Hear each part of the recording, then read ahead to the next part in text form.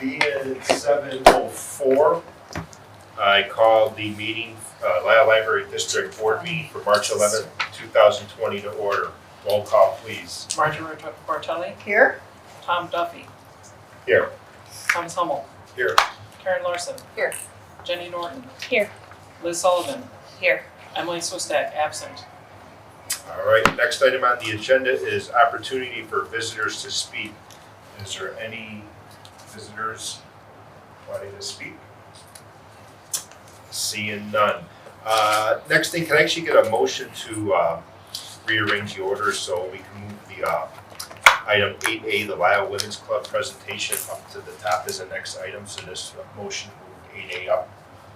I move agenda item 8A, Lisle Women's Club presentation to the next item. Second. All right. Motion second. You can just do all in favor, right? All in favor? Aye.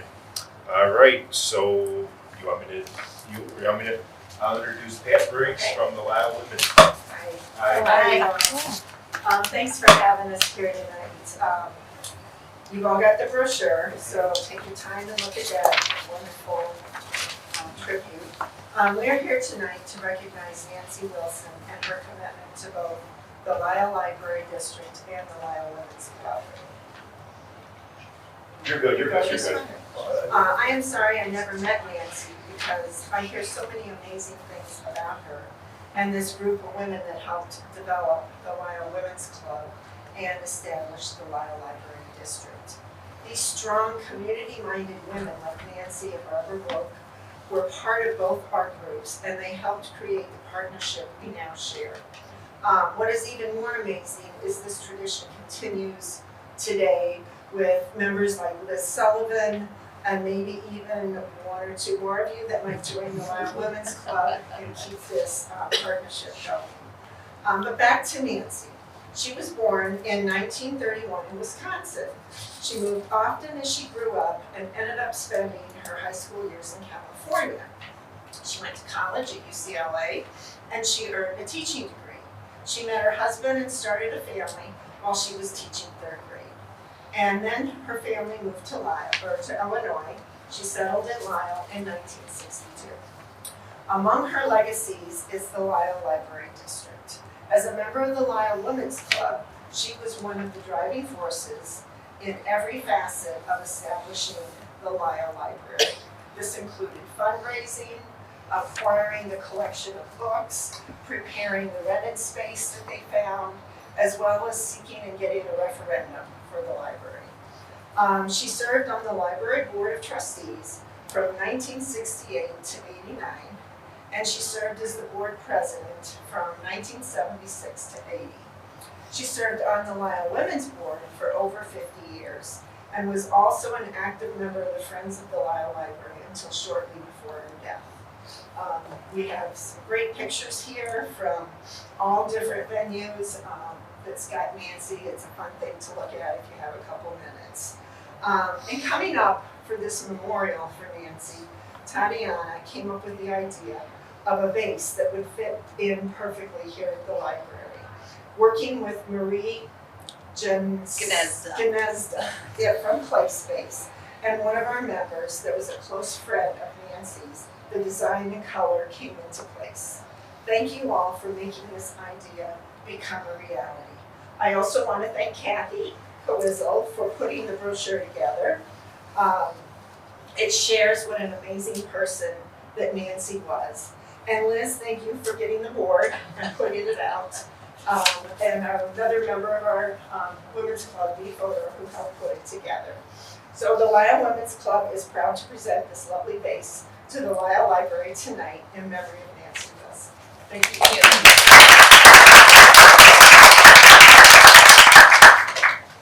Thank you. Yep. Do you have anything to add? Or?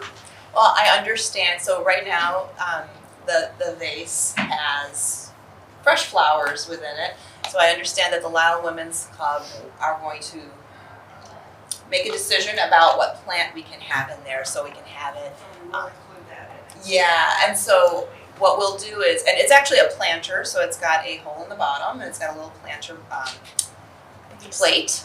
We will have this prominently displayed in our adult services department. I'm thinking on the reference desk where it's kind of up above everybody, so everybody can take a look at it. So I'll be curious to know what the Lisle Women's Club chooses for a plant. I am too. Yeah. Oh, but we get to take pictures. We can take some photographs. How about the board members stand with Pat and Kathy, if you don't mind, for a quick photograph That's so nice. around the vase. Maybe we can. Come in here. Be careful. Oh yeah, we got the cords in there. Where's Yeah, the- I'll do it on You got to, Yeah, squish. Xavier, can you tell us what to do? Yes. So let's get. Do you want to get? Let's Everybody in front of the table. Yeah. We could be in front of that. there. That's true. Yeah. I can I don't worry. want- Did you get everybody? Let's get everyone. Trust me, Duffy, you can move in a little closer. Let's go, squeeze in. Ready? Let's get comfy. Ready? 1, 2, 3. One more. 1, 2, 3. One more. 1, 2, 3. One more with splash. Almost done here. 1, 2, 3. 1, 2, 3. All right, thank you. Thank you, everybody. Thank you. We appreciate it.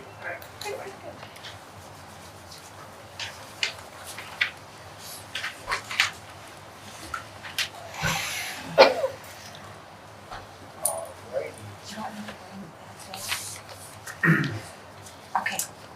So then the next item on the agenda is assignments for reviewing monthly accounts payable.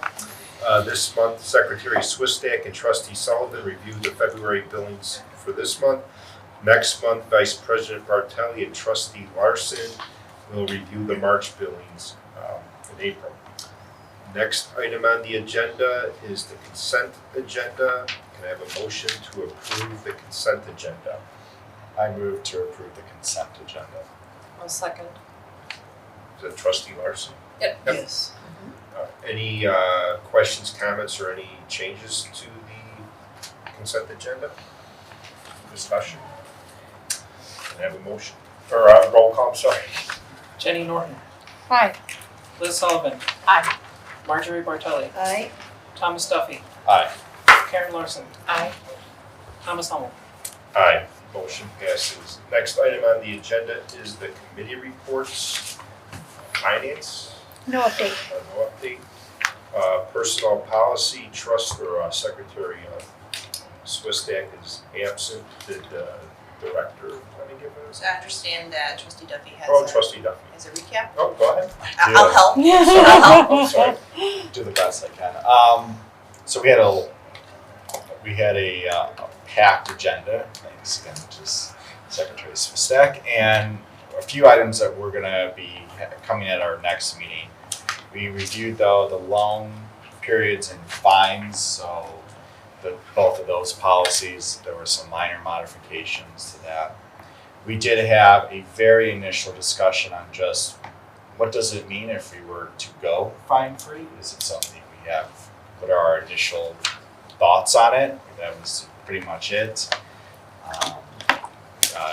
Part of that discussion was the director provided some research that has been done by a couple of libraries, and also what the impact was on circulation, impact on bottom line, etc.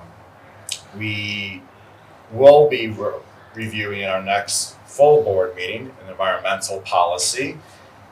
This is much more robust than the previous one, which I believe was 3 sentences.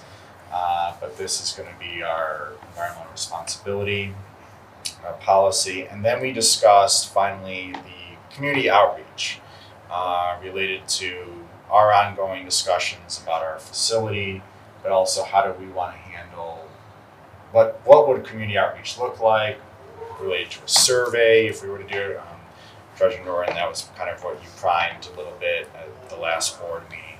So we had a little more discussion on what that would look like and how we were going to go about doing it. So that's think I recapped it, I don't know if I missed Yeah, anything. and as far as the survey goes, we discussed whether it be an online survey or a postcard type survey, and we went into detail on that. And we'll talk a little bit more about that. So yes, we will have 2 drafts in the next board meeting. And our next scheduled Personnel Policy Committee meeting is March 23rd. And that's a Monday at 6 p.m. And I think you did a good recap. Second. Any questions, comments on the personal policy report? Next, physical plan. I'm wondering if I might reserve, I don't know, questions or whatever till we hear CCS's report. If you got a question, Is that that's okay? probably best. All right, thanks. Okay, nothing. All right. Next item is the facility options, and it will be the CCS update and discussion. So I know Mark Rogers is here, so. Yep. I don't know if it was in the package or not, but It was. It was, okay, so I'll pass around, basically 2-page kind of update or prompts for tonight's discussions. But I'll start from the top, and I'm just gonna see where the discussion goes, and feel free to jump in whenever you want and cut me off. But basically, status updates, just want to roll through it again, the potential project funding and budget. Essentially, there's a project range that if the board chooses to go and authorize a project anywhere, that you could go in the range of $4 to $10 million without any tax increase. So it's just something that we'll get out in front and say that up front. But the next part, I think really the key from our discussion last month was the schedule and what the next steps are and what progress has been made. So I'll run down this again, critical existing building projects. I don't know if there's any updates on those from the facility plant, anything there, but I haven't heard anything new, so going down. Funding, we talked about. Needs identification, we've done. Library facility location considerations, that's we're all kind of stopped for a minute, and we'll look at the additional outreach on that topic. So I guess there was some committee discussion on that and what you would like to do. I'm assuming the entire board has seen the financial analysis from the villages consultant for downtown Yes. As of today. as of today. So I don't know if you had a chance to look at all that and read through it. We're looking to you for some Sounds summaries. So the summary, so I did get a copy Was of that it from the library. something new? When did that come out? Was Kane McKenna's report, Just it was, think- came out on the 27th. Right, yeah. So we, Did it get sent to us? I didn't. I FOIA'd it. So as far as I know, it's not released anywhere publicly. I don't think the village has had any meetings or any discussions on it at all. My understanding is the only reason why we have it right now is you have the FOIA. so I'll, just a quick, to get in case everybody, it was sent to the email to the trustees, you sent it today. So trustee Larson, I guess, got it via FOIA yesterday, so director just got it late last night, and then you just forwarded it to the And we have trustees. paper copies. Paper copies.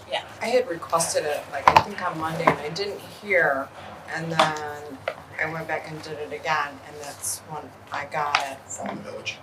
Mm-hmm. Okay. And I also got extra information around the So, just a little background, I did speak with, the village manager about a week and a half ago, and at that time, it was, still being crafted or developed, and apparently it got done quicker than, I think there was like a week to a week and a half, we were waiting, so this is how we received it.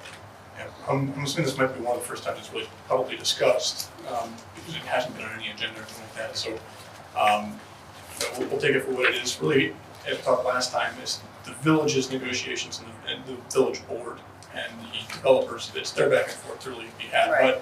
But what we'll take out of it is what we can glean as it relates to the library.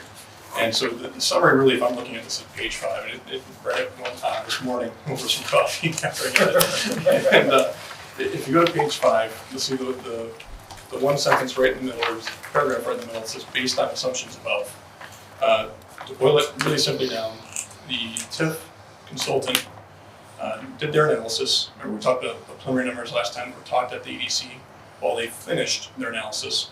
And the numbers that they came up with that could be funded by the village is somewhere in the range of 3.4 million to 4.3. Now that is entirely up to the village if they choose to do that, or what other whatever threshold they want to use. But that is what the consultant is recommending, is the threshold. And the developer's requesting 14.1 million. So there's a gap there. And that's really what I wanted to highlight there. I'll read through the whole rest of it, but that's really the takeaway for the discussions right now. We don't know what the village's take on this is, or the stance, or any back and forth at all. This is just reading it from the memo from the actual consultant. Leaving it at that right now, because I don't want to really read into this other than that's where we're at today. Unless there's questions, I'm happy to answer them. I don't understand even what that means. It says, yeah, I don't understand. So I'll walk through it. So the amount of tax that that project would generate in the TIF district would be above what it currently is today, or when they set that threshold, by roughly 3.4 to 4.3 million, depending on how they go in. That's the amount of bond proceeds they can get. So that bond proceed can then, if the village chose to do so, be given as incentives to the developer to develop a public parking garage. That's what it would be used towards. It has to be used for the public. It can't be used just to be given to the developer. Here go, build some residences. And that's over what time frame? A year, 10 I years? could not tell you over the time frame. I'd have to go digging into that a little bit more. But that's just the amount that the village could offer, essentially, that based on the tax, or the TIF consultant's analysis to the developer that the TIF could fund.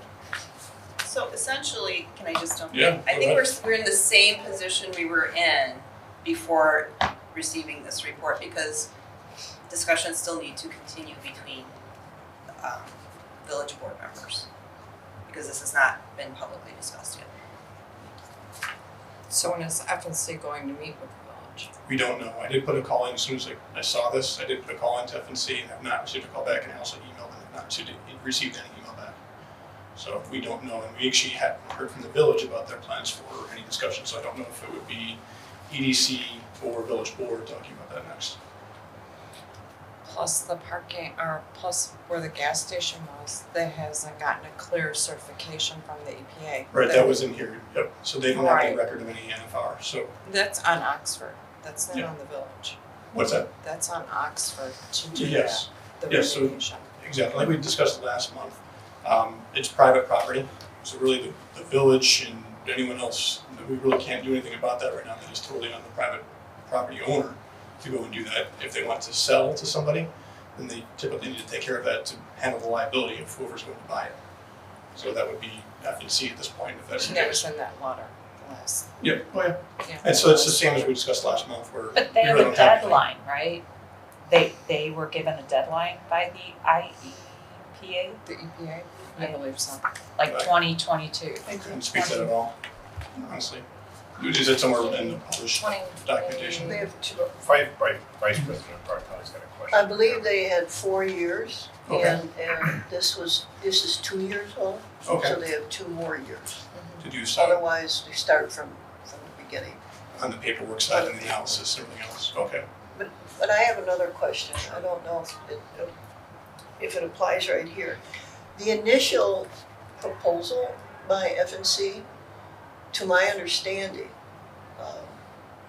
from documents I've read, they propose, I don't know if this has changed, but if nothing else has been presented, I assumed this is the case. They proposed that the village, the first floor would be commercial and retail. And it's my understanding, and then what would happen is if the gas station wasn't remediated, okay, and if the library, we moved in and the building was built, so FNC would have the air rights over the building. But the library could possibly, if we're on the first floor, which I assume that was the plan, that space could be held liable for the remediation when that gas station property would be deeded Well, it would all depend on what property and all the legalese and negotiations that go on, because the library would only own the library. And the way that could work is that you'd own whatever spaces within your 4 walls. No ground below, no air rights above. That's the way it could work. We don't know any of that yet. And the gas station is on the other side Correct. from where the library is proposed to be in the latest that Right, was it's on on the the front BCC. side and the library be on the back side. You got it. And the gas station's on the north side and the library's on the south side. So it's, yeah. So really, I think there's a lot of what ifs, right? But at the end of the day, it's kind of said before, that to a developer, they're only going to develop something if they can make $1. And right here, they've said to the village, we can only make $1 if you give us basically $14.1 million or whatever that number was. The village's consultant is saying you can do 3.4 to 4.3. So there's a There's a big huge gap there. So really, it's now up to the village to decide, and the developer, really to just come to the table and say, okay, what other options are there, or are there no options? And that's it. And really, there's not much until they decide what they want to do to be had on our behalf yet. Yeah, I think people really need to read through the reports because Kane McKenna made some good comments in there, like there's no specific retail uses are identified or committed, there's no concrete benefit to be evaluated. I mean, it's a lot of what ifs. In terms of parking, what they proposed for the parking structure, they were saying 1 parking space per unit for a 1-bedroom, 1.5 for a 2-bedroom. I mean, like. Well, that's by code. They were Right, actually saying but code. now I've heard and done some research that they're gonna have to up it to 2 spaces per unit Okay. because the Mark on Main has no spaces for the tenants anymore. And those people are being moved to other parking areas. Couldn't speak to that. I know that if it's a different property owner, that you can only be held to code. And so if someone, you can't decree that hey, you have to do 2 spaces just because this other property owner didn't plan right or whatever. Right, but they're changing, and they're supposedly changing it. Right, so if they change in time, then it could be a factor, right? Yeah. That's one of the things, like you just said, there's a lot of little parts and pieces that really. Right. And like how many spots do we actually need? Do we need 130? Your current space is 130. That's what And you guys they're said. allowing 200. Public. So how many parking spaces is in this parking garage? There were a couple numbers like we talked about last time. 480, Yes, 460? 480, Okay, so 460 was then another take spot. out all the tenants, take out, they have to allow for retail 50, plus the library. That doesn't leave very much public parking. Right, and most developers will bank on, and communities will bank on the, you have shared spaces going back and forth in the day for the public spaces. The 200 roughly, I think, was a number that was quoted in the report. Those would be shared and split up during the day, and would have to be held for public use, depending on how it works. It even depends on the ownership of the garage. Okay, it doesn't have to be. Yeah, they want Is the it gonna be village private to owned be or is it- ownership of the Exactly. garage. Yeah, it's And not they're- gonna fly. That plays into it. So. Interesting. So has an official application been done? Is this an official application? I keep hearing No, that. this is just the analysis. This is the analysis. analysis. They sent an application or a request to the EDC, the village. So They did or they didn't? They did. That's how they got to this report. So this report is based on that request. Okay, and do we have a copy of what their official application looks like? I'd have to go look at the public records and I think we see. did that last month. That's That was the one we got last month, not the application though, that just the initial. The pro forma. yeah, and that might be EDC. conceptual at this point too. Yeah. Remember, I know that Vice President Bartelli and I and That's- That was President from the Humboldt went economic to the development. EDC, and then we brought paper copies of what Flaherty and Collins brought to the EDC that was distributed. Okay, so that was the official application or? I don't know how the official application works, but basically what they're saying is we need, to make our project work, we need 14.1. So they put a request into the village to consider a village incentive of that Okay. value. And there's been no official response back from the village. There's just been this analysis by the consultant saying this is what the TIF And when they do a can give. formal application, it costs money. Is my Oh, So it understanding. depends on where the formal Right. application goes. If it's a PZC application, yes, they need to submit a PZ and they have to do Expensive. engineering and things like that. So that's why any developer will go through a conceptual phase. They'll have the negotiations and discussions with the village first before a ton of money being spent on an engineering plan. So Mark, to recap, progress has been made in the sense that we've done this analysis. We're last month, we're still waiting for, in essence, the real true conversation between the village and Flaherty Collins to give us direction on what we're going to do. You got it. So is what, I didn't hear everything you said, but is the conclusion that there's no progress made in the last month? Oh no, my comment was, so there has been progress made in the last month, but this analysis was complete, which was, we were waiting on for the last time.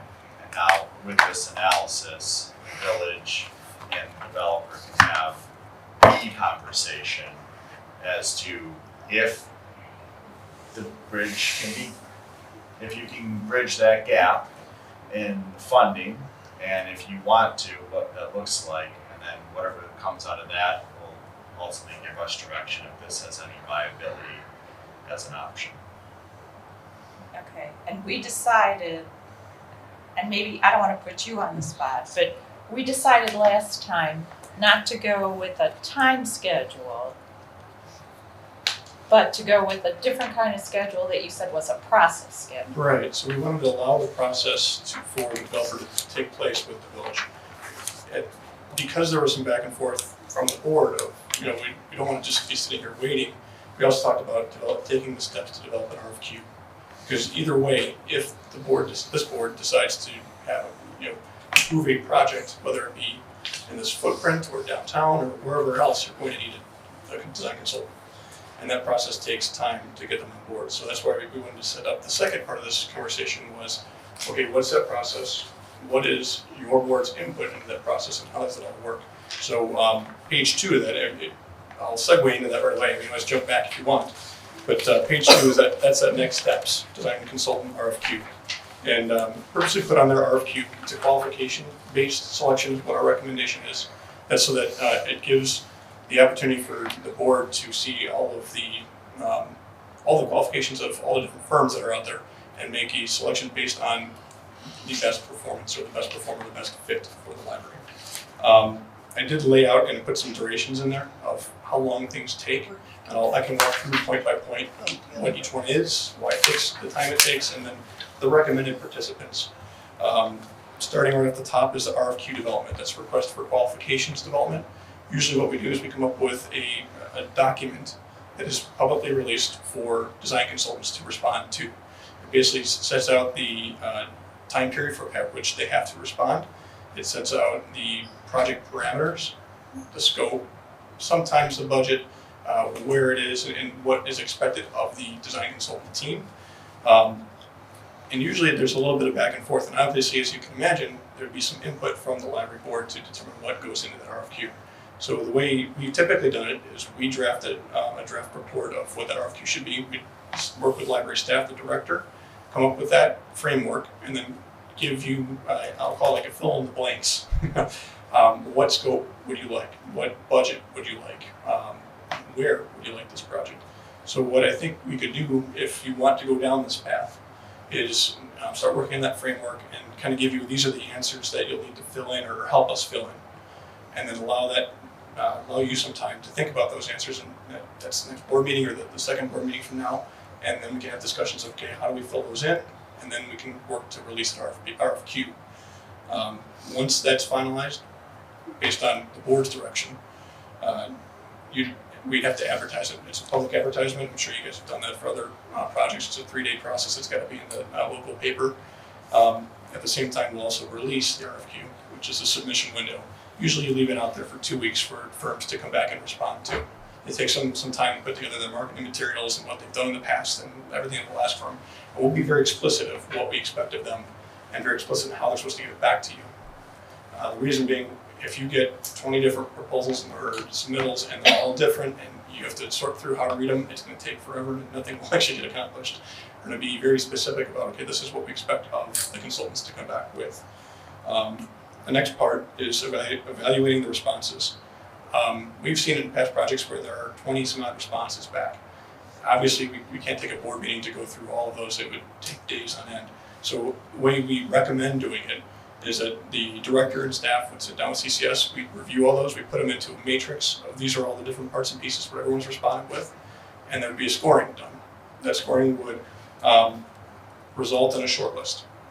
So just using big numbers, if there's 20 applicants, potentially that short list gets whittled down based on scoring down to 5, 6, 7, somewhere of that nature. Some you could discount right Some you away, can right? discount Someone right away. could apply that would not even be. Right. Yeah, they've never done a library before. Well, you don't want to be the guinea pig. Let's put it that way. Do you, and I apologize for interrupting, do you, for that scoring system, do you have an established scoring system that is used? We don't. We usually work with staff, and we can actually do that as part of the RFQ development. What we're asking for will directly correlate to the grading rubric, like a teacher would, right? And the So- board will be involved in and the that. board will be involved. So you can actually, what we do is you weigh the different categories. So if, say there's 10 categories in there, say, okay, category B and C, you get 10 points for, and we're going to grade against those, and it's all very concrete. So in other words, if the firm's done one library in the past 30 years, on a scale of 10, that might only get them 2 points. But if they've done 5 libraries, that might get them 6 points. If they've done, and we can kind of set that up so that it's not gray, it's very, this is the fact. Right? We're not trying to interpret and make judgments on that. That answer your question? Or? It does. Okay. Thank you. Yeah. So then you shortlist firms. They'd come in for basically a qualification check to make sure that what they put in their paper in their packet is real. We ask them questions, and that would be, since it's a larger group at that point, we'd schedule that with staff and CCS being there to guide that. At that point, it'd come down, again, based on scoring, to finalists. Those finalists then would be coming in for jumping ahead. Before the finalists come in, you'd actually have the opportunity. What we'd like to do is have you go visit their old projects. See what you like about their old projects, what you don't like about their old projects. Maybe talk to their staff at the other libraries and say, how was working with them? Are they personable? Are they approachable? Did they respond to our requests? Those are all things that are very important. We actually can give you a kind of a questionnaire to go around and either take your own observations or talk to people and get them from yourself. So we like to allow some time for that. And then finally, those finals come in for an interview with the board. And as far as the reference checks on project visits, those can, let's say one of their libraries one of the firms that we like are far away, we can make phone calls, we can email correspondence, that kind of thing. Exactly.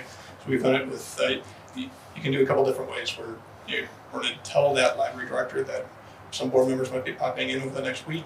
If you wouldn't mind, if they schedule a time, would you mind just allowing a staff member to talk to them? Or we can do it as a group and saying, okay, we're going to try to say this time and this day we're all going to go over there, and whoever can make it, great. And if you can't, then please, we'll share some photographs and some conversations and go from there. I think we'll have to, if we're gonna do groups, we'll have to strategically plan that for OMA. Open, yeah, exactly. So we've gone through that process before. Then after you do that, you want to do that before you actually get an interview, so you have an idea of what you saw, what you want to ask. Because obviously you're going to have a presentation from them to you about this is how we approach your project, but we're also going to have the opportunity for you to ask direct questions to them. And that's really, at that point, same thing. What we do, we set up a grading rubric afterwards, close the doors, and say, okay, here are the criteria that we just agreed upon, and how would you grade them? And we kind of just put it all on the board and do it publicly and say, this is where the grading goes. And then you get down to a recommendation based on scoring. And then you theoretically take a vote at that point and say, yes, we agree, or no, we don't agree with that scoring. I went through it fairly quickly, but if you have any questions or yeah. Under the project location, I may have missed this, but, so you're going to evaluate both the existing building No. and the downtown? So it's one or the other, or Right, just so the downtown? For the RFQ, what I would recommend at this point is you do, when you release this, when you choose to release it, you release it with a project in mind. You determine what your scope is and what your budget is and where you're going to be. So I wouldn't recommend releasing this today or kicking this off. It's going to take some time to develop what that piece is, and that's where I went with the fill in the blanks. We'll develop this. You'll have a little bit of time to review it, make sure it fits with what you think you want in a design team. And then at the end, say it's a month or 2 months or whatever it is from now, based on the process that we've been going through with the downtown developer, make a call of, do we want to wait a little bit longer, or do we move ahead with renovation of the site or something else? So maybe you can speak to, I know that we're all kind of in limbo in terms of waiting for a public meeting perhaps with the village to discuss this particular project. Do you want to speak to other options for the library in terms of the other developer, if there's a opportunity, or just to? Right, well, while we're developing the RFQ, one idea is, obviously, hopefully at that time, the village is having the discussions with Flaherty Collins, and there's some public meeting, we find out what happens there. Say that falls through or goes through either way, we could adjust. If it falls through, at that point, you can go back and say another check with the developers we talked to a few months ago last year, and basically saying, hey, are you really interested in moving downtown? Is there any interest in the library coming along?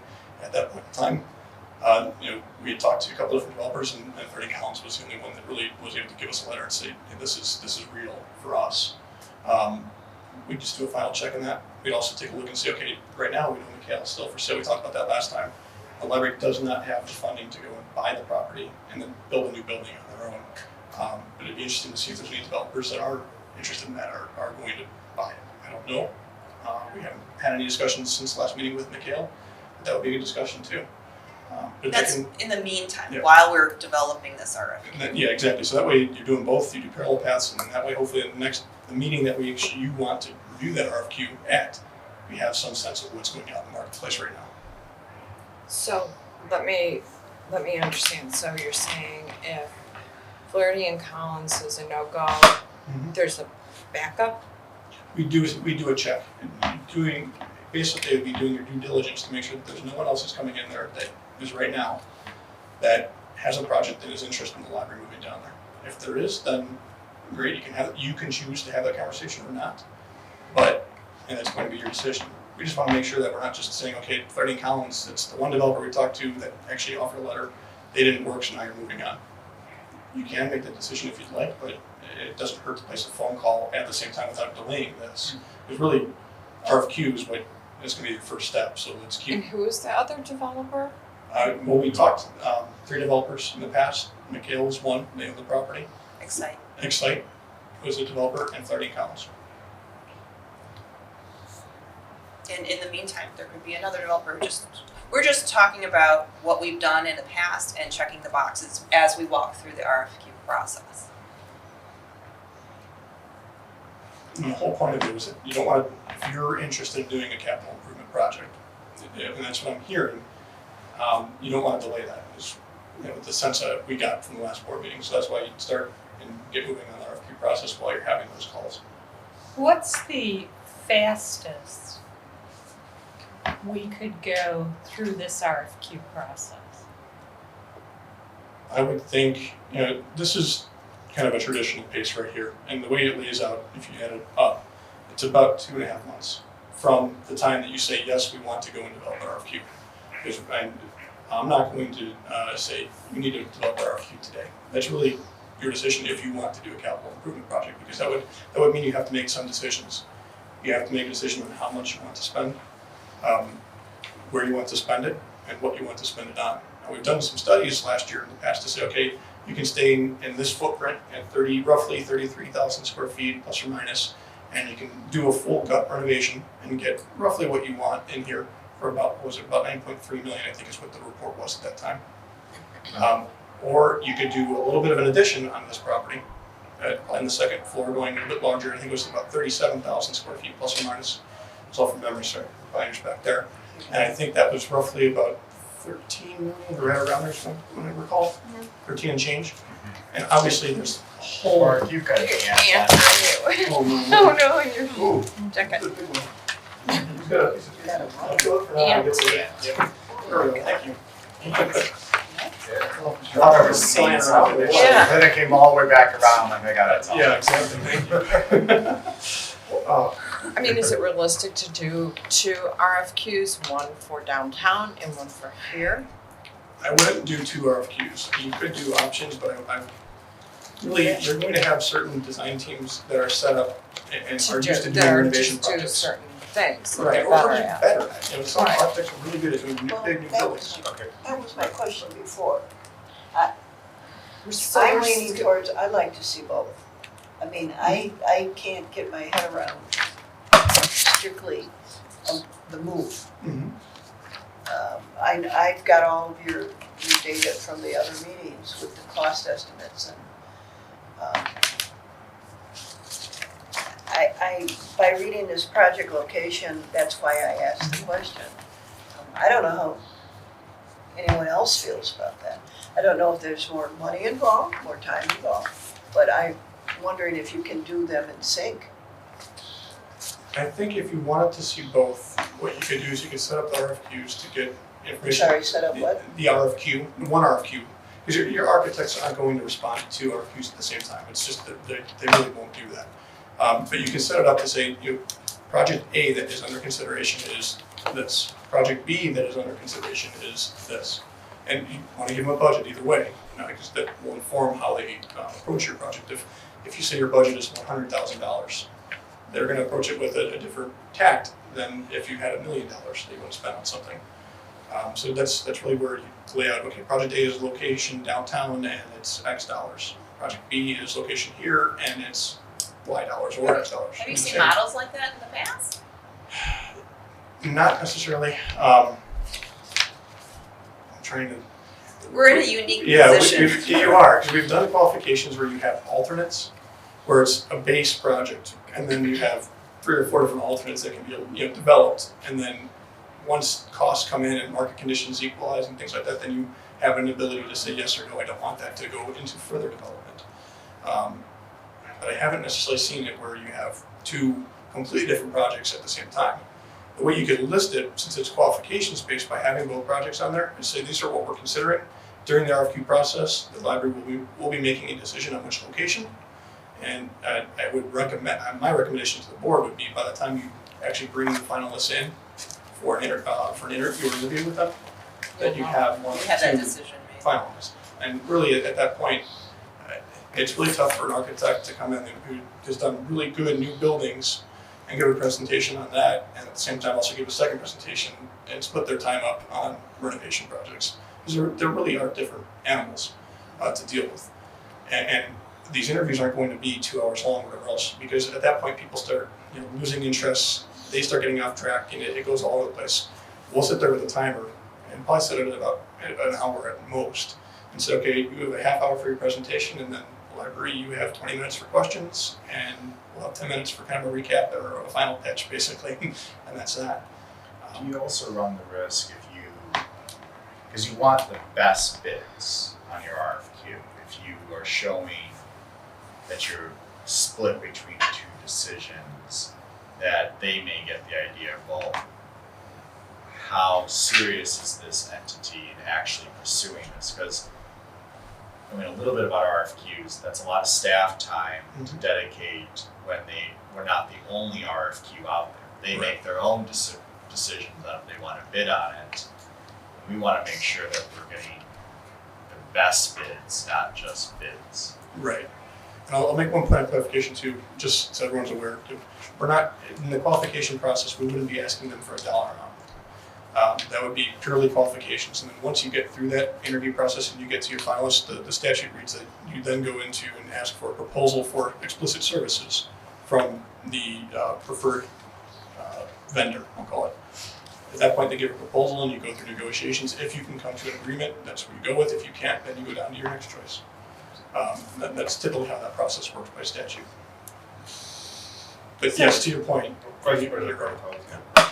So you've said previously, it's at least 2.5 months from the time we say okay to the RFQ qualification. To get through the whole process. The whole process. So at that point, ideally, But there's no dollar amounts. you wouldn't have a dollar. So then we've got another time period to find out what. Usually it's about a week or so. Because week. at that point, because what we do at that point, you'd ask the finalists for a proposal based on the scope. sorry. You'd ask the finalist, the preferred vendor, Yes. for a proposal. And that would typically take a week, maybe 2 weeks A to week. get that proposal back. For a dollar amount Right. proposal. Right. Okay. And there might be, and at that point, we take it to the board and say, this is this is where we're recommending it to go with the conversation, or this is realistic, yes. And CCS has done a lot of these projects, we know kind of where the ranges should be. And that was actually in the original proposal, you can look at the percentages there, and that's about the range is what we'd expect in performance. You had mentioned that there were 3 items that you really should decide before you get to the RFQ. You said, how much would you be spending on the budget? Mm-hmm. And what were the other 2? Scope, which is, you can see in the bold, it says project scope. Scope is going to be cost dependent, so really those 2 go hand in hand. You can want a big brand new library, but if you can't afford it, then really, that's the yin and the yang with it. So it'll be dependent on how much you want to spend. Because right now we did that whole analysis where, but your special projects reserves is somewhere in the 3 to 4 range, 3 million range. 3.3. Okay, 3.3. Then you have general reserves, which you could use a portion of. Andrew was here from PMA, and he recommended that you don't go through a certain threshold, but you can use a portion. And then you can also do the alternative bonds, which all that added up to roughly, conservatively about 8 to 10 million for them to add it all together. But you don't have to spend near that too. You can also say as a board, hey, you know what? We want to spend half of that. What does that get us? And go from there. So what was the 3rd item? It was how Location. much? Okay, location. And we should know that ideally before we start the RFQ development process. Not before. I can come up with that RFQ template for you to review. That would, okay. For you to, and those would be the blanks that you would fill in. I'd come in at whatever board meeting you want me to come in with that document. That's where you want those blanks to be filled in. And maybe the scoring system as well. Right, maybe the scoring system. Mm-hmm. Okay. So we were shooting for April or May, dependent on how things. Well, I kind of think, when you have a house and you're trying to decide whether you move to a new house that already has all the renovations done, or a brand new house, or you stay and you do the renovations that you want, it kind of feels like we're in that same situation. And I kind of feel like you make a decision before you have perfect information on either choice. You kind of know how much the renovation is going to cost you, and you kind of know how much a new home is going to cost you, but there comes a point where you say, okay, given everything that I know today, this is the direction I'm going to go. And I know that, we keep saying we want to go process oriented, but I wonder at what point do we blend the process orientation, which is here, with deciding we're going to stop collecting data. Because I feel that there is a sense of urgency somewhat to use the monies that we have accumulated to give our patrons, the taxpayers, the best service that we can. To me, keeping it in our funds doesn't give them any better service.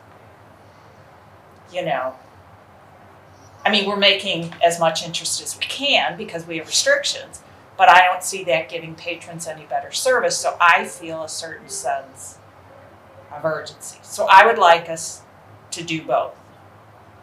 Come up with, when can we make a date and how does that fit into the RFQ qualification process? I still want to see what happens at the village level with the developers, so,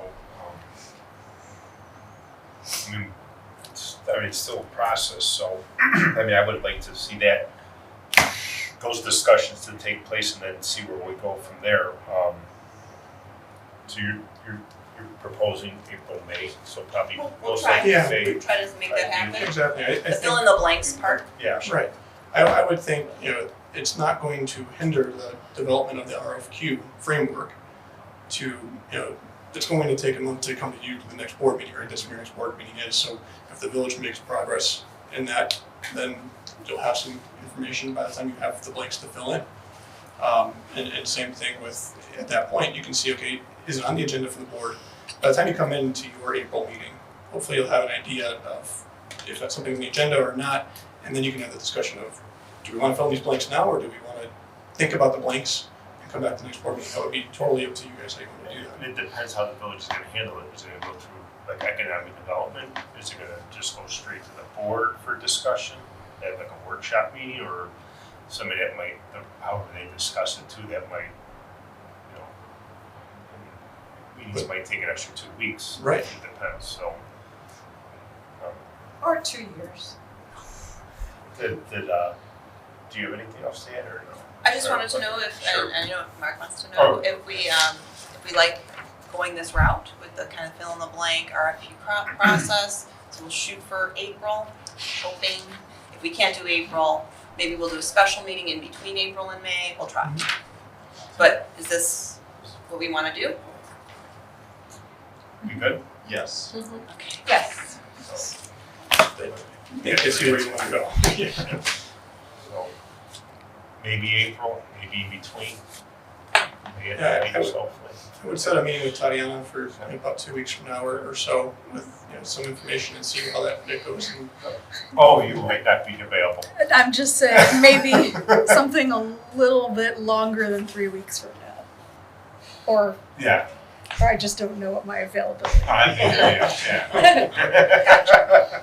Well, we could have it in your hotel or your hospital room. I like hotel, that sounds fun. Yeah.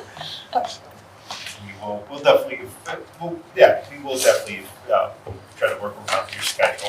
Or I don't know, are we allowed to video conference? Is that in the? that There is the actually phone in, I'm not sure teleconference yet, but we'll work with you. All right, thanks. Or you could, take some time off too. I mean, Okay, Any other questions, comments?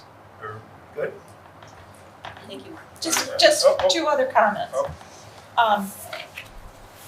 I probably spent 20 years doing RFPs and RFQs in the business world, so I would like to be heavily involved in evaluating responses and qualifications checks, and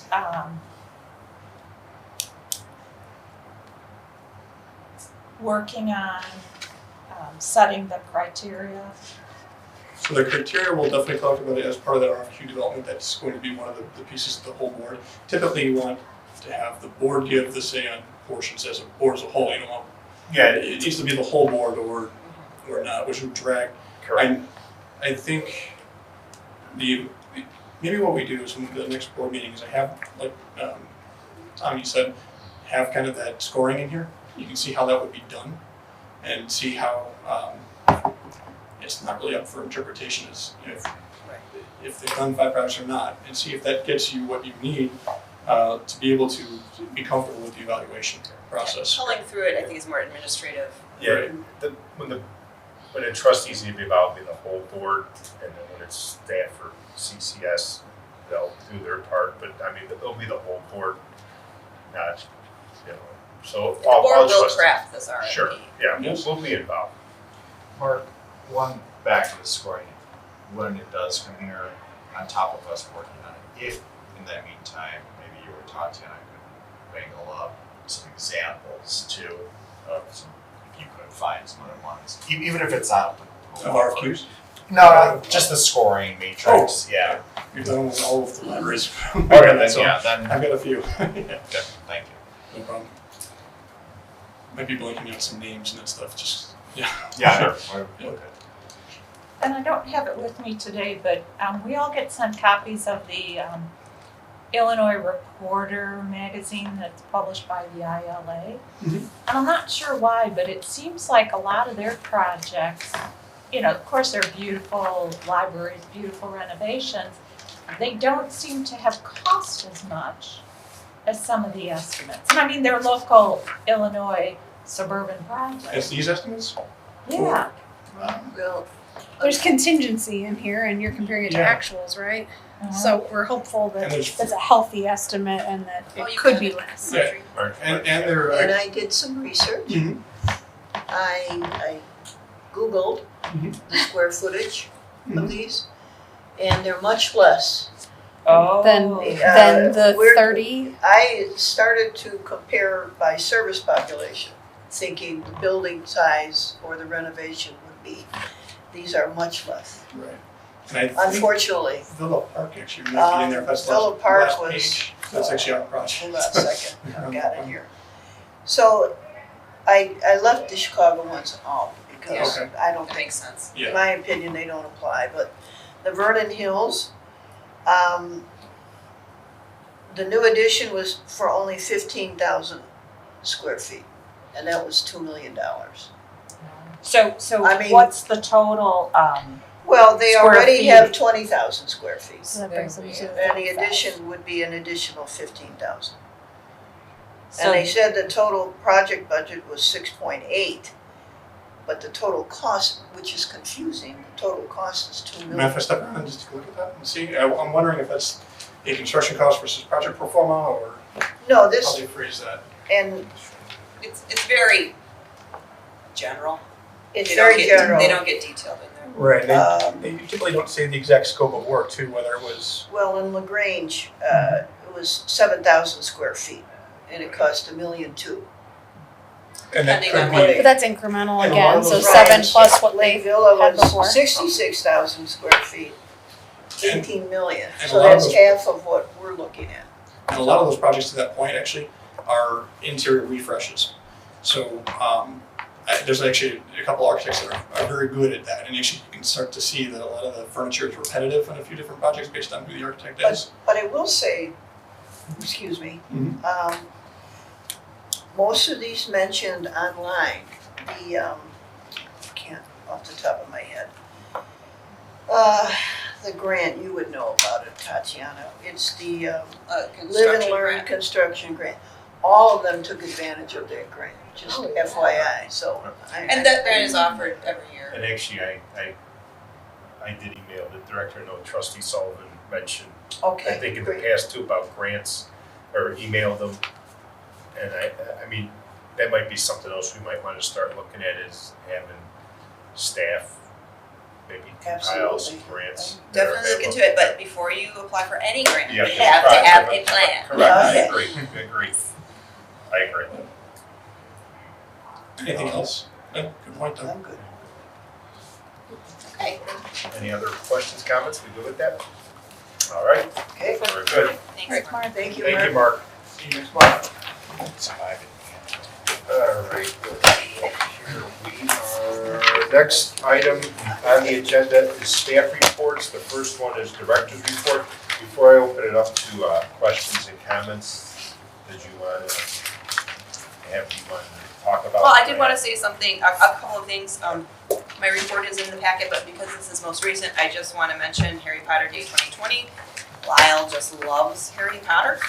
And on Saturday, we hosted our third Harry Potter Day. And it was an all-ages event. We had 550 people in our facility within about a 3-hour period. Technically, our event was 2 hours, but people come early and people stay late. We had 550 people in our facility. We had a scavenger hunt, a potions lab. We had little creepy crawly animals provided by Crosstown Exotics. We had a photo booth, snack table, book table, crafts, and then we had spray on Harry Potter tattoos. So I just want to publicly thank the staff and the volunteers who helped make this event a huge success. These events are extremely fun, but they are also a ton of work. So kudos to the staff on that. And if you're interested, all of the pictures are on Flickr and on Facebook.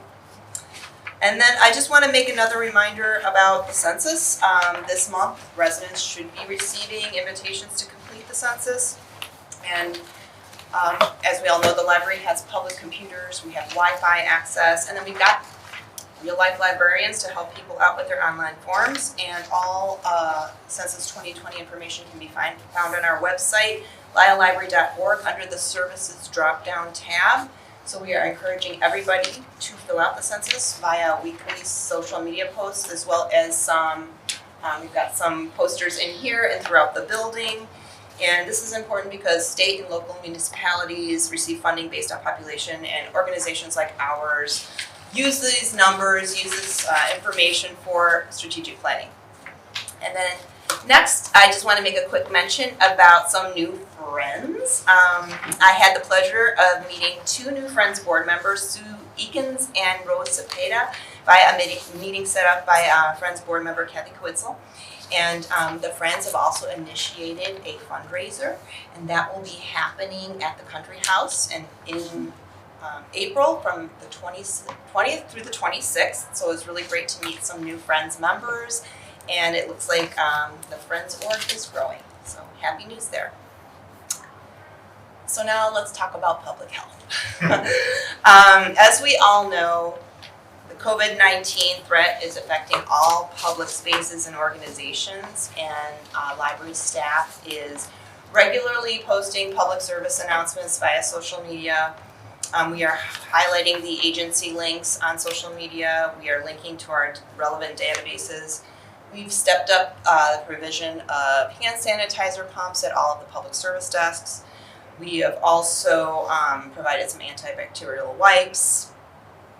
Additionally, staff are thoroughly sanitizing their desk areas, phones, doorknobs, the buttons in the elevator, all of those good things, the banisters on a regular basis. And last week we also proactively ordered automatic foam hand sanitizer dispensers, and we immediately installed 6 of them throughout the building. The foam itself is broad spectrum. It's supposed to kill 99.9% of the germs, and it's also free of perfumes and dyes. So, I'm sure you have all heard that Chicago's canceled its St. Patrick's Day Parade, and some schools, not in our district, but some schools around us, I believe Lombard, have closed.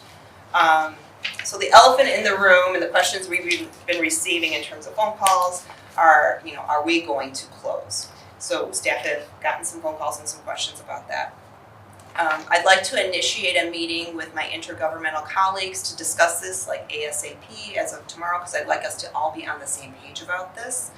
And we're also keeping our eyes open to the county, to the state, for any directives. But in the meantime, I'd like just to bring something forward. We may suspend public programming in our meeting rooms, in this meeting room, in the next meeting room, and in our YS activity room. I know a number of other directors have been emailing back and forth, calling each other, talking about doing this very thing, as well as talking about, are we going to close as an institution? So right now, most libraries are keeping their doors open, but they are actively discussing ceasing public programming. So everything is very fluid right now. As you know, as of this morning, the news has ramped up beyond what I could have imagined, but suspending programs could happen. It could happen next week. It could happen as early as Friday. So tomorrow, I've already had meetings with my department directors. I'd like to again confer with my colleagues, my intergovernmental colleagues, and go from there. But I wanted to open that discussion item up for the board. So I think what the director's looking for is direction or commentary of should we temporarily suspend public programming. The library will stay open unless somebody higher up, state, county, federal, says otherwise, but should we temporarily suspend public programming? Is that what you're looking for, basically? Yeah. Well, I'm going to confer with my colleagues, but and see what other libraries are doing. I think we should be in line with what other libraries are doing. But most of the recommendations are in any closed environment where there's opportunity to be very close to people, within like they're recommending like 4 to 6 feet of space between everybody. So the YS activity room is very snug, as well as this room can be within, when we have a group of 50. So What's Just everybody's thoughts? ideas. I think it's better to be proactive than, I'm sorry. better to be proactive than, reactive when something goes sideways. Tatiana, do you have any thoughts from the staff thus far? Well, we've discussed it, and I think that more staff, the department heads are open to ceasing the public programming while keeping the doors open. Ceasing? Suspending. For a while. Okay, I just want to make sure I heard the word. I would imagine we would go on a week-to-week basis to see how things are going in the community, because you never know, there could be a directive that all public agencies close their doors. But I think suspending public programming is probably a smart move. I did speak, I'll say this, I did speak with the fire chief, and he agrees with that. He thinks that's a good idea. Again, I haven't talked to everybody, so I'd like to be in a room with them, or at least on the phone or phone conference, and see where everybody else is at. Do you know if do you have a meeting set up with the intergovernmental? Not yet. You're just trying to No, set no, it up? I imagine tomorrow morning we'll all be Okay. talking. I agree. I would suspend it as quickly as possible. That'd be Friday. Friday would be. It could very well happen on Friday. Yeah. Well, so just so everybody knows, we would promote, we would alert folks on social media. We would have to call anyone who's registered for programs. We would do that. So if we did something as soon as this coming weekend, I know that we have a large piano recital scheduled for the meeting room this weekend or next weekend. I haven't checked, but it could happen as early as Friday. We'd like a day in between so we can Sure. call people and announce. And then also people like a private group reserve them, like a homeowners association, to contact them. Any public Okay. meeting in the Okay. meeting spaces, Gotcha. whether it's library Sure. Or- facilitated or a outside organization. Trustee Larson, so you saw trustee Duffy, you're saying it's just been, Yeah, so I agree. trustee Sullivan? I would say suspend, because I would, just like Trustee Larson, I would say, get ahead of it and be known as being proactive rather than, I would rather err on the side of caution. The other thing that I would see is, I guess I would challenge all of these bright minds at the library to figure out another way to reach people. Like, there's some great inventive ways to still have story time and have people remotely participate in that. Whether we use a WebEx or a GoToMeeting or some other platform, or even just put out more YouTube videos. So I would hope at one hand, as we're not being able to do them in person, we provide other things that people can at least, be involved in one way or the other. We do have a cache of video Yeah. available that we do, and we're actively creating. So before I go to. I actually have my two librarians working tonight, tasked with doing exactly that, compiling a list of digital resources we have specifically for story time, other such stuff, that if we do have to suspend programs, family members still participate in some. Great. Treasurer Norton. I share the views that seem to be, a consensus here, and although it hasn't been said, I'm sure everyone who's said this is the right thing to do also does it with the reluctance of not wanting to have to deprive our patrons of these wonderful programs. But it is the prudent thing to do. We want to do that and be proactive and get ahead, not behind. Taking a page out of what my employer has chosen to do for guidelines, because we have offices around the globe, including China, and so we have. That's not a problem. I think that the library has here, where we have staff doing international travel to areas that have already been.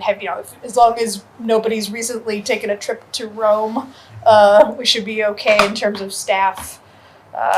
Becoming patient zero here. But other considerations that I might just want to share, for you to have as a data point, is that we have offices in Seattle and in New York. And so what our leadership has said to the employees across the United States is follow the guidelines of the government officials in your area. So if Seattle says stay at home if at all possible, closes schools, and all of that, then and work remotely if at all possible, then that is the guideline for that office. Obviously, the industry that I'm in is not so much face-to-face interaction required. It's a little different here, but just wanted to point out that guideline of following what the local officials are encouraging people to do. If they're encouraging self-quarantine, then that is when I think we need to kind of take the next step in protecting people here. Can I pull a thread there of our presentation? I know Will goes to daycares, we go to senior citizen locations. I mean, I'll throw this up, that maybe we should not be doing that right now, because if one individual goes to multiple locations, you're theoretically exposing them. I come from a different angle. You know, my background, I work in public health, and it's not a matter of if, it's a matter of when it reaches this county. So I think the proactiveness is the most prudent, and to limit the exposure of what we do to the community is key. So that maybe kind of what Trustee Duffy said, should, I don't know how many outreach visits you guys were planning here in the near future. Is that maybe something else you want to look at? We Maybe? probably curtail those, talk about the home delivery program. But yeah, again, everything's very fluid right now, Sure. but it looks like we're leaning towards. And that would be a week-to-week suspending. basis. We would Yeah, I mean, it might, make judgment calls. Sure. And again, something could change in, 2 24 days hours, where absolutely. they say shut down. that's true too, yeah, so. The other thing I would like to comment back to the cleaning. Sorry, I know. This is. The levity is appreciated. I'm not talking bathroom cleaning. Is one thing I would recommend, and this may be what the health department can help you with, is there should be a checklist that when people are disinfecting common area surfaces to ensure that they're all covered, as you kind of deploy, like when you're cleaning stuff like desks or I'm assuming keyboards and mouses are all disinfected, because I know just some stuff is listed, but I think having a complete checklist of all staff that are doing this should have to ensure that that's regularly done. And then ensuring if we are using the correct disinfectant.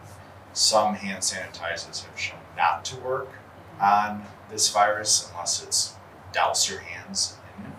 So there's a couple of other notes. I don't know if we've talked to the county health department about this, but We haven't verbally spoken to them. We've been looking at their website and what they've provided data-wise.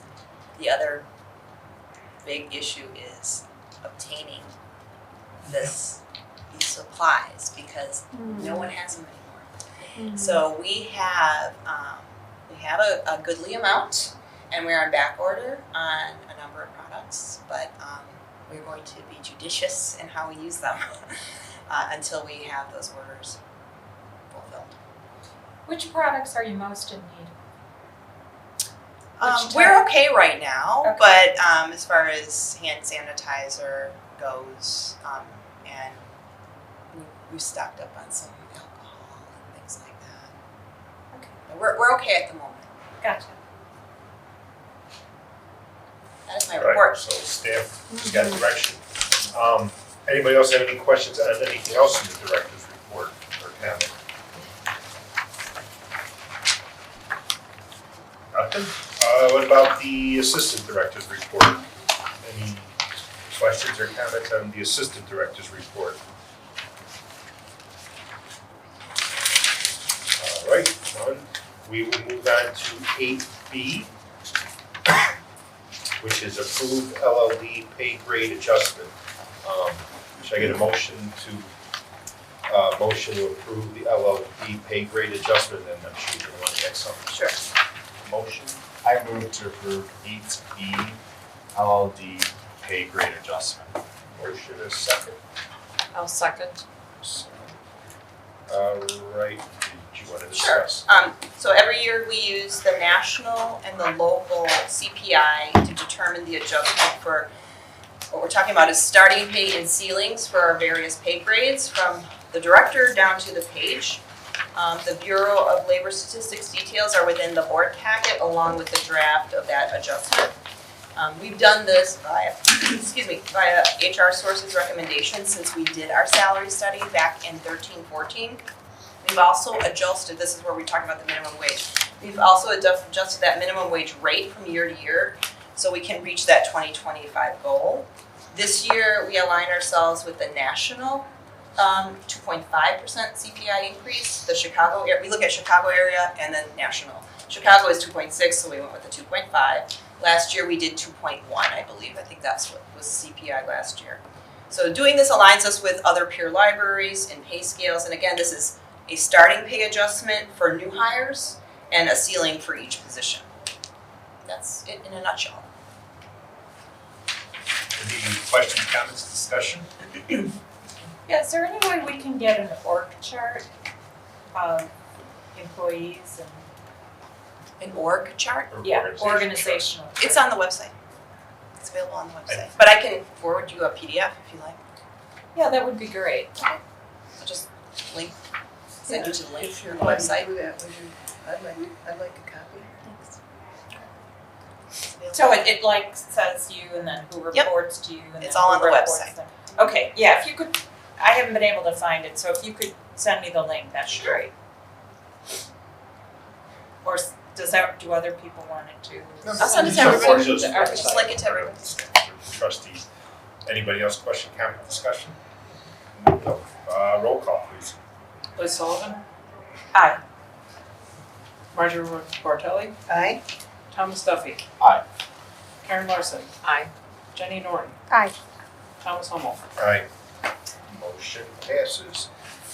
Next item on the agenda is opportunity for trustee comments. We'll start with Treasurer Norton. What sticks out in my mind is Trustee Duffy's nod earlier to the not cleaning, no, but to his wonderful personnel and policy update, which I didn't realize that my trustee opportunity to speak from last month would send you guys right into an agenda item. So I guess I also want to thank Secretary Swistak in absentia for getting that on the agenda as well. And I'm interested to hear what you guys were discussing and considering related to that. I'm happy to add my feedback back in when you're ready for it. What are you talking about? How I mentioned an interest in sort of polling the audience again, since we seem to we talked last time about how we were each individually getting a very small sample of resident comments, and also I guess I'd like to call out to those who emailed into the full board in the intervening month. I appreciate everyone's feedback, very detailed emails with very passionate opinions about what they see as the right future for the library. So I appreciate all of that feedback, and in our Personnel and Policy Committee taking next steps on what we could do to expand that net of feedback. Gotcha. Trustee Sullivan. Marjorie, Trustee Bartelli, you're gonna hate me. Vice President Bartelli. I was wondering if at the next meeting, you would mind, or maybe it'd be with, I'm looking at you, I can't remember your name. Your name tag. Okay, I'm sorry. You need a nap. I need a nap, right. If you two could get together maybe and go over, remember FQC's report, how we did, and thank goodness you both worked on it, we did the 1 year things that were critical. Well, because we're going into year 2 through 5, the 2 through 5 year things, I'd kind of like to understand, now it's like the 2 year things are becoming the 1 year things, because we're already a year into that report. So I'm just trying to get an understanding of, now the 2 to 5 year become the 1 to 4 year, and are any of those critical? Even if we decide, we're not making the decision whether we're staying or we're going. So do any of those have to get done in the short run? Does that make sense? Can I jump in? We did discuss that very topic at the last physical plant meeting. We talked about critical, and then we talked about the upcoming, and that's what's built in or baked into this budget for 2021. Those 2 to 4, so the drainage, the French drain project, so that's built into this budget. But as we get closer, we can have another physical plant meeting and talk about, as we start asking for quotes for that kind of work, once the weather's ready. If I may, Well- if the president will let me hop in. Well, So- trust, are you? Related Yeah, to that this. was my only. If it helps you, and I hope it does, I have it right in front of me, and the total for the entire 2 to 5 year window is less than what the critical was that we addressed. The air handlers themselves in the $400,000 range. 400,000 is about the entire 2 to 5 year, and the two biggest within that in the $100,000 range are carpet and upgrade restroom interiors, which I don't think we've talked about as a need for the next year. So to me, the 2 to 5 year shifting into the 1 to 4 is we're not in that place where we need to feel a sense of urgency that we're about to run into a major expenditure requirement. It's smaller ticket items for the next budget year expectation by far. Well, at some point, maybe if you guys can just go over what's in the budget for, like you said, Tatiana, what's budgeted for in terms of,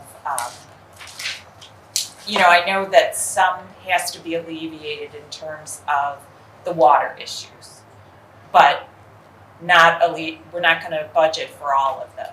You know what I mean? And just, it doesn't have to be done urgently, and maybe next meeting's not a good time, but sometime. Well, actually, next meeting is a good time, because that's when we're gonna be approving the budget, and that will be a line in the special reserve. I mean, that's topics within the special reserve line, so those next year physical plant projects are put in that line. So we'll if talk about that next month.